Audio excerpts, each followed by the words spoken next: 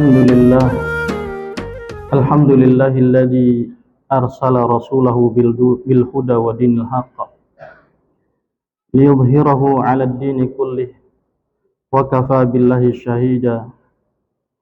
Asyhadu an la ilaha illallah wa la syarika lah iqraran bihi wa tauhida wa asyhadu anna Muhammadan 'abduhu wa rasuluh alladzi la nabiyya ba'dah wa ballagha risalah wa addal amanah wa nasahal ummah wa sallallahu ala nabiyyina Muhammadin wa ala alihi wa sahbihi wa man ittaba'a hudah ila yaumil qiyamah, amma ba'd. Hadirin kaum muslimin rahimani wa rahimakumullah. Insyaallah taala di siang ini kita akan berbicara sedikit tentang sihir dan macam-macamnya. Tentunya kita akan berbicara tentang definisi sihir terlebih dahulu, kemudian bentuk-bentuk sihir yang biasa terjadi, dan insyaallah nanti next kita bicara tentang sejarah sihir sepanjang masa dari zaman jahiliyah atau bahkan sebelum itu sampai kepada masa modern sekarang kita ini. Hadirin rahimani wa rahimakumullah. Kalau kita merujuk tentang definisi sihir ini diterangkan oleh para ulama, di antaranya adalah oleh Imam Ibnu Jarir At-Tabari di dalam tafsir beliau Jami'ul Bayan. Beliau menerangkan makna sihir takhilu syai'i ilal mar'i bi khilafi ma huwa bihi fi 'aini wa haqiqatihi. Kata Imam Ibnu Jarir rahimahullah ta'ala, definisi sihir itu adalah takhilu syai' ilal mar'i, menghayalkan sesuatu, mengilusikan sesuatu kepada seseorang, bi khilaf ma huwa bihi fi 'aini, sesuatu yang berbeda dengan apa yang dia lihat dengan mata kepalanya, wa haqiqatihi, dan berbeda dengan hakikatnya. Maka ini adalah salah satu bentuk sihir yang pernah terjadi dan terus akan terjadi demikian. Demikian juga Imam Al-Jassas di dalam tafsirnya juga beliau mengatakan adalah kullu amrin khafi sabab, segala perkara yang sebabnya itu tersamarkan, wa takhayyulin ala ghairi haqiqatihi, dan sebuah ilusi yang tidak pada hakikatnya, wa yajri majrat tamwih wal khida', di mana dia berlangsung dalam bentuk sebuah tipuan dan kedustaan. Ini tujuan daripada sihir. Kemudian Imam Ibnu Qudamah Al-Maqdisi dari kalangan Hambali, beliau mengatakan faqad arafa sihra bi annahu azaim wa ruqa wa uqad. Kata beliau, sihir itu berupa jampi-jampi, jimat-jimat, dan kalung-kalung. Tu'athir fil abdan, di mana sihir ini bisa berpengaruh kepada fisik, wal qulub, juga bisa berpengaruh kepada hati, fayamrudu wa yaqtulu, sehingga orang yang terpengaruh dengan sihir itu akan merasakan sakit, bahkan bisa terbunuh. Wa yufarriq bainal mar'i wa zawjih, bahkan bisa memisahkan antara seseorang dari istrinya. Wa ya'khud ahada zawjain an sahibih, atau bisa mengikat salah satu dari pasangannya. Dan ini adalah bentuk sihir juga. Maka hadirin a'azan wa azakumullah, dari definisi ini kemudian para ulama menyebutkan tentang pembagian sihir dan macam-macamnya. Sebagaimana hal ini difirmankan oleh Allah Tabaraka wa Ta'ala di dalam surah Al-Baqarah ayat 102. A'udzu billahi minasyaitonir rajim. Allah Ta'ala berfirman, wattaba'u ma tatlu syayatinu ala mulki Sulaiman, dan mereka mengikuti apa yang dibacakan oleh syaitan dengan kedustaan atas nama kerajaan Sulaiman. Wa ma kafara Sulaiman walakinna syayatina kafaru. Dan sesungguhnya Sulaiman tidaklah kufur, akan tetapi para syaitanlah yang kafir. Yu'allimuna an-nassa sihra wa ma unzila 'alal malakaini bi Babil Harut wa Marut. Karena para syaitan inilah yang mengajarkan kepada manusia sihir dan apa yang diturunkan kepada dua malaikat di Babil, ini di Babilonia, yang merupakan Harut wa Marut. Wa man yu'allimani min ahadin hatta yaqula innama nahnu fitnah fala takfur. Dan tidaklah keduanya mengajarkan satu orang pun hingga keduanya mengucapkan sesungguhnya kami ini hanyalah ujian, maka janganlah kalian kufur. Fa yata'allamuna minhuma ma yufarriquna bainal mar'i wa zawjihi. Sehingga manusia pun mempelajari dari kedua malaikat tersebut apa yang bisa memisahkan antara seseorang dengan pasangannya. Wa ma hum bidarrina bihi min ahadin illa biiznillah. Dan tidaklah mereka bisa memberikan mara bahaya kepada seseorang pun kecuali dengan seizin Allah. Wa yata'allamuna ma yadurruhum wa la yanfa'uhum. Dan mereka sesungguhnya mempelajari sesuatu yang berbahaya bagi mereka sendiri dan tidak memberikan manfaat bagi mereka. Walaqad alimu laman ishtarahu ma lahu fil akhirati min khalaq. Dan sungguh mereka telah tahu apa yang mereka pelajari itu tidaklah bagi mereka di akhirat kelak adanya bagian dari pahala dari janji Allah. Wala bi'sa ma syarau bihi anfusahum. Dan sungguh jelek apa yang mereka pelajari, apa yang mereka beli dengan diri-diri mereka sendiri. Lau kanu ya'lamun, kalau seandainya mereka mengetahui. Ayat ini hadirin azan wa jazakumullah menjadi dasar bagi para ulama untuk menjelaskan tentang sihir dan bentuk-bentuknya, macam-macamnya. Karena Allah sudah menyebutkan secara eksplisit di sini beberapa contoh atau modelnya. Pertama Allah katakan fayata'allamuna minhuma ma yufarriquna bi bainal mar'i wa zawjihi. Mereka mempelajari dari Harut dan Marut sesuatu yang bisa memisahkan antara seseorang dari pasangannya. Yang kedua, wa ma hum bidarrina bihi min ahadin illa biidznillah. Dan sesungguhnya apa yang mereka pelajari tidak akan bisa memberikan mara bahaya kepada seseorang pun kecuali dengan seizin Allah. Ini kaidah yang kedua. Dan ini nanti akan kita masuk pada contoh-contohnya. Wala yanfa'uhum wa yata'allamuna ma yadurruhum wa la yanfa'uhum. Sehingga mereka mempelajari apa yang berbahaya bagi mereka dan tidak memberikan manfaat bagi mereka. Maka kata para ulama, fa fi hadhil ayah yasifu ashadda anwa'is sihir khuturatan wa 'adhamuha 'uqubatan. Di dalam ayat ini Allah menggambarkan tentang bentuk sihir yang paling berbahaya dan paling besar hukumannya, siksaannya, yaitu as-sihrul ladzi tu'allimuhu syayatin, yaitu sihir yang diajarkan oleh para syaitan. Artinya sihir itu ada yang melalui pembelajaran dari syaitan, ada yang bukan berasal dari syaitan. Fayadurru wa yufarriq. Sehingga dengan itu dia bisa memberikan bahaya dan bisa memisahkan dua pasangan. Wa huwa alladhi yakfuru fa'iluh. Dan sihir inilah yang menyebabkan pelakunya menjadi kafir. Dan ini termasuk dari apa yang disabdakan oleh baginda Nabi Muhammad SAW. Qala Nabi SAW, istanibus sab'al mubiqat. Jauhilah oleh kalian 7 perkara yang membinasakan. Para sahabat bertanya, ya Rasulullah, ma hunna? Apa 7 perkara yang membinasakan itu? Qala asyirku billah was-sihru, yaitu berbuat syirik kepada Allah dan sihir. Wa qatlu nafsi allati haramallahu illa bil haqq, dan membunuh sebuah jiwa yang telah diharamkan Allah kecuali dengan haknya. Lihat di sini hadirin azan wa jazakumullah. Rasul menyebutkan 7 perkara yang membinasakan itu. Yang keduanya adalah sihir. Selain syirik kepada Allah, juga sihir termasuk di dalamnya.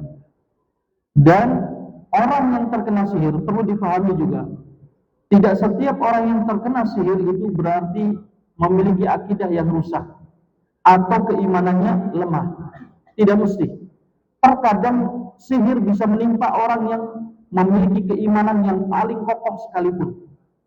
Kenapa demikian? Wa marwiya an Aisyah radhiyallahu anha, karena telah diriwayatkan dari Sayyidah Aisyah radhiyallahu anha, anna Nabi SAW suhid, bahwa Nabi kita SAW pernah terkena sihir. Siapa yang meragukan keimanan baginda Nabi Muhammad SAW? Siapa yang menyatakan keimanan baginda Nabi Muhammad SAW kurang? Tidak akan ada. Tetapi dengan keimanan yang sempurna ini juga bahkan bisa terkena sihir. Apa hikmahnya? Hikmahnya Allah Ta'ala ingin mengajarkan kepada kita betapa bahayanya sihir. Kenapa Nabi sampai mengatakan jauhilah oleh kalian 7 perkara yang membinasakan? Ternyata betul. Pertama adalah syirik kepada Allah, kedua adalah sihir. Kenapa? Nabi saja terkena sihir. Bagaimana dengan kita? Oleh karenanya kita rajin-rajin melindungi diri kita, memproteksi diri kita dengan zikir-zikir dan dengan wirid-wirid yang diajarkan oleh Nabi sallallahu alaihi wasallam. Ya. Maka kata Aisyah radhiyallahu anha, anna Nabi sallallahu alaihi wasallam sahih, bahwasanya Nabi sallallahu alaihi wasallam pernah terkena sihir, hatta kana yukhayyal ilaihi annahu sana'a syai'an wa lam yasna'hu. Sampai-sampai Nabi sallallahu alaihi wasallam terilusikan pada dirinya bahwa dirinya telah berbuat sesuatu padahal tidak berbuat apa-apa. Bayangkan, ini terkena pada baginda Nabi Muhammad SAW. Beliau digambarkan oleh Aisyah radhiyallahu anha, Nabi merasa dirinya sudah menggilir istrinya, padahal belum sama sekali. Kalau sampai seperti ini, apa yang terjadi? Ya, itu dalam masalah menggilir istri. Ada juga yang mengenai pekerjaan, menyebabkan seseorang malas untuk bekerja. Ada orang yang terkena sihir itu dalam bentuk yang lain juga.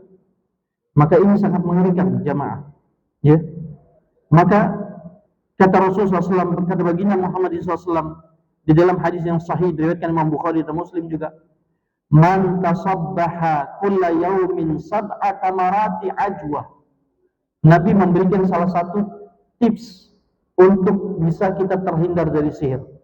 Barang siapa yang di pagi hari setiap harinya memakan 7 butir kurma ajwa, lam yadurrahu fi dzalikal yauma summun wala sihrun, maka tidak akan memadoroti dia, tidak akan membahayakan dia di hari itu satu racun pun maupun satu sihir pun.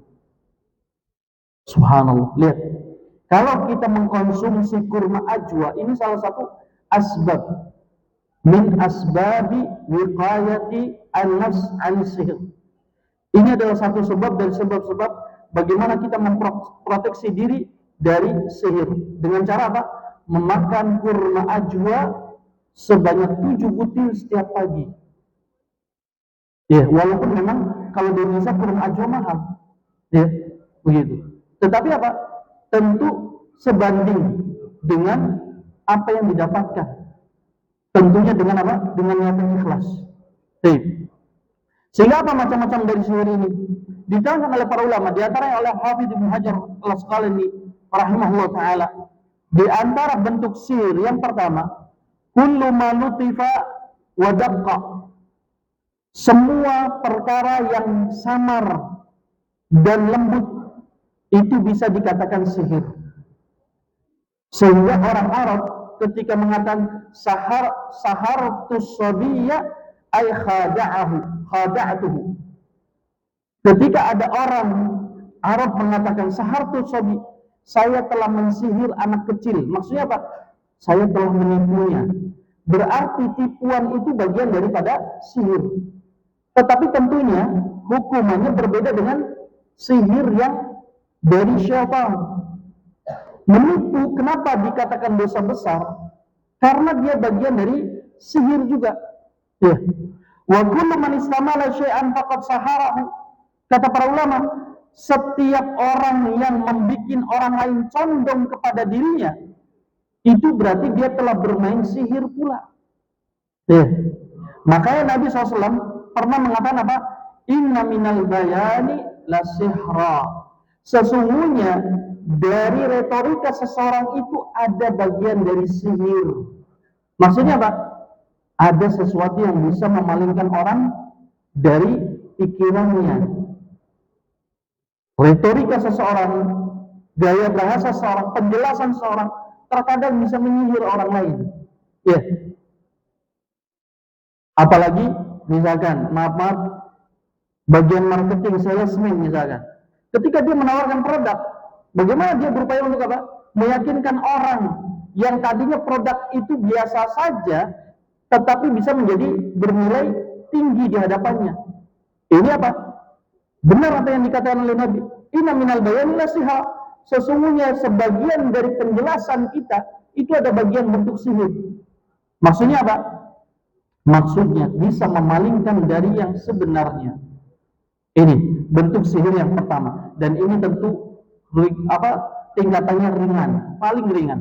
Yang kedua, mayaqa bi khida'in wa takhayyulatin la haqiqatalha. Ketika seseorang melakukan tipuan dan trik ilusi yang tidak ada hakikatnya, maka ini juga termasuk sihir. Atau yang sering kita dapatkan, kata para ulama, nahwu ma yaf'aluhu musya'wad min sarfil absar amma yata'atahu bi khufati yadih. Seperti yang dilakukan oleh para pesulap ketika memalingkan pandangan audiensnya atau pelihatnya ketika dia melakukan gerakan tangan yang begitu cepat. Ya, ini juga termasuk bagian dari sihir. Maka harus hati-hati. Ya, ini bagian dari sihir. Tetapi apa? Tetap hukumnya, derajatnya, tingkatannya di bawah dari yang melalui bantuan syaitan. Apa buktinya? Dikatakan oleh Imam Ibnu Hajar rahimahullah taala, wa yara rahimahullah anna fi qauli tabaraka wa taala, beliau berdalil dengan firman Allah taala, yukhayyalu ilaihi min sihrin annaha tas'a. Itu seperti yang dilakukan oleh para tukang sihirnya Fir'aun, di mana mereka membuat ilusi dari sihir mereka, menyebabkan benang-benang yang mereka lemparkan, tali-tali yang mereka lemparkan itu seakan-akan bergerak. Ini berarti apa? Sihir berupa ilusi. Demikian. Dan ini termasuk sihir. Makanya Allah menyebutnya apa? Saharu a'yunan nas. Mereka telah menyihir pandangan-pandangan manusia. Ini bentuk yang kedua. Bentuk yang ketiga, ma yahsulu bi mu'awanati syayatin bi darbin min at-taqarrub ilaihim. Bentuk yang ketiga adalah sihir yang dihasilkan dengan bantuan syaitan, dengan cara dia mendekatkan diri kepada syaitan, melakukan amalan-amalan yang disukai oleh syaitan. Makanya diantaranya mereka akan apa? Melakukan praktek-praktek atau perbuatan-perbuatan yang sangat disukai oleh syaitan.